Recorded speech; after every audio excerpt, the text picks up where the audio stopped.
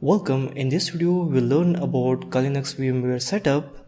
Installing Kali Linux is not much harder as it was for ProHackerAcademy operating system back then. Anyhow, for students, I have made this video where student will learn how to install Kali Linux in VMware mode, which is pretty much easy to use. First, let us see why I do recommend students virtual machine mode itself only instead of other options.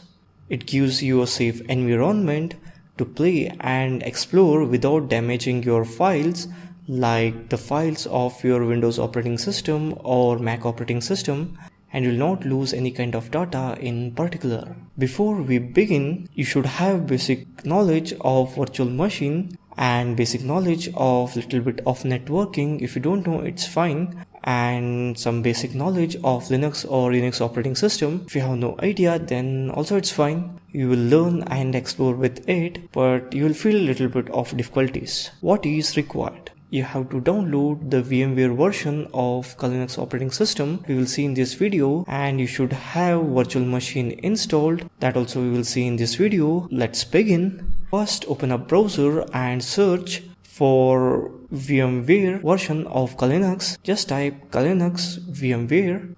Go to the link of Kali Linux official website. You'll get the download links. Just download whichever suits you. My computer is 64-bit, so I will go for 64-bit link. After downloading, just extract it and keep it as it is. We'll come back to it later on. Now search for VMware, download the VMware and install it. I will just skip this installation as it is pretty much simple. Now back to the extracted folder. You can see that virtual machine configuration file.